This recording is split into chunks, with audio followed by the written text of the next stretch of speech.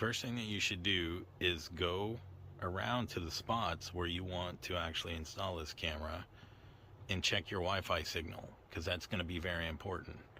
And it's mostly going to be coming from the actual sync module connection.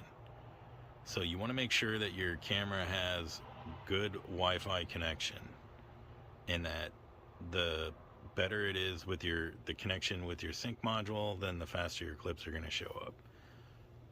Now, the other thing that you should probably know about this, that not many people actually talk about, is the fact that it's going to cost you to install this camera. And it could cost you, and trust me, I have seen some out of whack quotes for this. I'm not even kidding. I just had a friend of mine, for 3 floodlight installs, somebody sent him a quote for $5,000. But on average, anywhere from, $200 to $300 to install these floodlights. But I do have a video for that.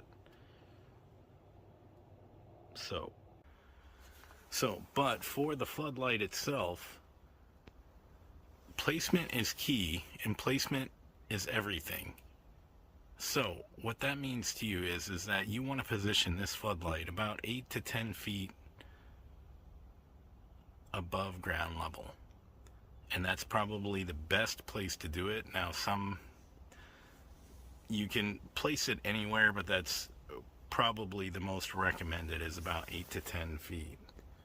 So the other thing that you can do is, when you place the camera, you want to basically, as soon as it's connected, you want to open the app and position the camera so that way it has the maximum coverage. And what I mean by that is, I'll show you. So this is floodlight number 1, and this is floodlight number 2.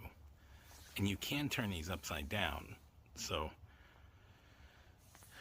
But for maximum coverage, so for this floodlight, it actually covers the driveway and the garage, and it points straight out.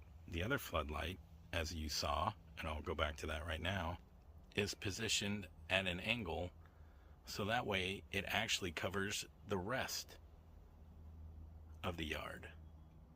So that is key, so that way you don't want these overlapping. So if somebody is walking out of one camera view, then it captures it on the other camera view. And then the final tip that I'm going to give you is this, is that for your floodlights, whether they're wired or not wired, their battery, you can also go in and